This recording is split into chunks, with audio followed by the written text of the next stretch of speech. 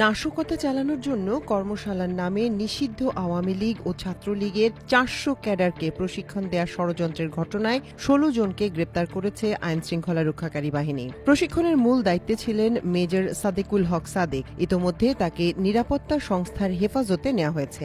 নির্ভরযোগ্য সূত্রে এ খবর সম্পর্কে নিশ্চিত হওয়া গেলেও এ ব্যাপারে আইএসপিআর এর কোনো বক্তব্য পাওয়া যায়নি।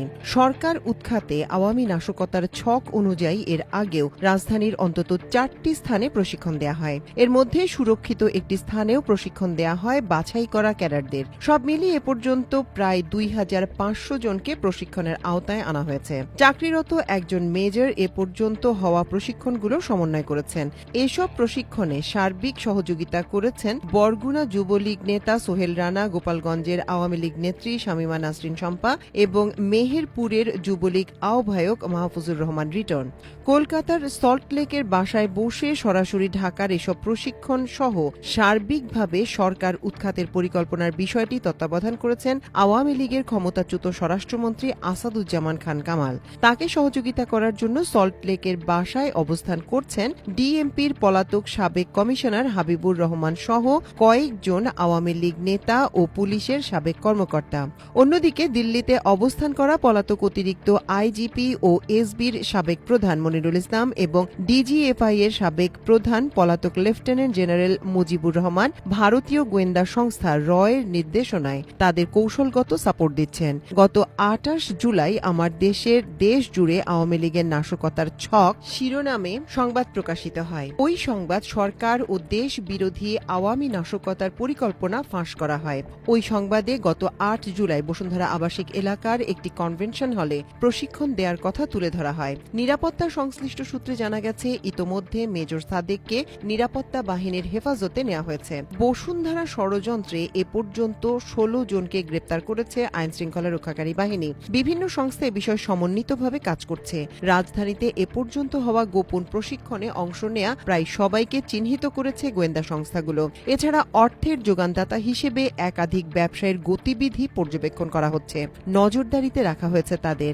আইনশৃঙ্খলা রক্ষাকারী বাহিনী সূত্রে জানা গেছে গত ২২ জুলাই উত্তরা পশ্চিম থানা এলাকার ১১ নম্বর সেক্টরের ১৮ নম্বর রোডের ৮৩ নম্বর বাসা থেকে যুবলীগ নেতা সোহেল রানাকে গ্রেপ্তার করে ভাটারা থানা পুলিশ। শামীমা নাসরিন শম্পাকে একই সেক্টরের ১০B রোডের ১০ নম্বর বাসা থেকে গ্রেপ্তার করা হয়। শম্পার স্বামী স্বাস্থ্য অধিদপ্তরের ঊর্ধ্বতন কর্মকর্তা। সোহেল রানা ও শম্পাকে মুখোমুখি জিজ্ঞাসাবাদ করে তথ্য যাচাই করা হয়। তাদের কাছ থেকে পাওয়া তথ্য অনুযায়ী মেজর সাদেককে হেফাজতে নেওয়া হয়েছে।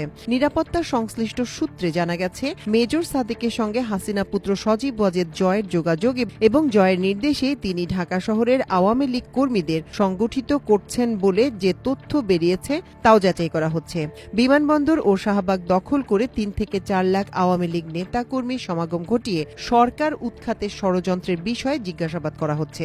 ইতিমধ্যেই গ্রেপ্তার মেজর সাদেক, বরগুনার যুবলীগ নেতা সোহেল রানা, গোপালগঞ্জের আওয়ামী লীগ নেত্রী শামীমা নাসরিন শম্পা, মেহেরপুরের যুবলীগ আহ্বায়ক মাহফুজুর রহমান রিটনকে মুখোমুখি জিজ্ঞাসাবাদ করার পরিকল্পনাও করছে নিরাপত্তা সংস্থাগুলো। নিরাপত্তা বাহিনীর কর্মরত অফিসারদের মধ্যে আরও কেউ জড়িত কিনা তা বের করার চেষ্টা করা হচ্ছে। তবে মেজর সাদেকের মোবাইল ফোন জব্দ করা যায়নি। কি কারণে তার মোবাইল ফোন এবং ল্যাপটপ জব্দ করা যায়নি তা খুঁজে বের করতে সরকারের উচ্চ পর্যায় থেকে নির্দেশনা দেওয়া হয়েছে।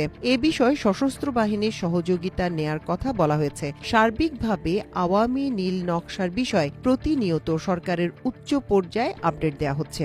সোহেল রানা এবং শম্পার দেয়া তথ্য অনুযায়ী মেজর সাদেকের নির্দেশে দেশের বিভিন্ন স্থান থেকে তৃণমূল আওয়ামী লীগ কর্মীদের সংগঠিত করে বিভিন্ন স্থানে নাশকতা চালানোর প্রশিক্ষণ দেওয়ার জন্য ভাটারা থানা এলাকার বসুন্ধরা আবাসিক এলাকার ব্লকের ৭ নম্বর রোডের 53/A বাড়িতে অবস্থিত KB কনভেনশন সেন্টারের ২য় তলা ভাড়া নেওয়া হয়। ৪ তলা বিশিষ্ট বিল্ডিং এর ২য় তলায় গত ৮ জুলাই সকাল থেকে সন্ধ্যা পর্যন্ত প্রায় ৪০০ কর্মীকে প্রশিক্ষণ দেওয়া হয়। মেজর সাদেক সেদিন ওই কর্মশালার নামে সরকার উৎখাতের বিভিন্ন বিষয় প্রশিক্ষণ দেন। অনলাইনে গুজব প্রচার, অপরিচিত প্ল্যাটফর্ম ব্যবহার করে নিজেদের মধ্যে যোগাযোগ করা, নির্দিষ্ট সময়ে শেখ হাসিনার নির্দেশ দিলে সশস্ত্র অবস্থায় রাস্তায় নামতে হবে, সেক্ষেত্রে কিভাবে লড়াই করতে হবে সব মিলিয়ে সশস্ত্র ও ভার্চুয়াল লড়াইয়ের জন্য প্রশিক্ষণ দেন মেজর সাদেক ও একাধিক প্রশিক্ষক।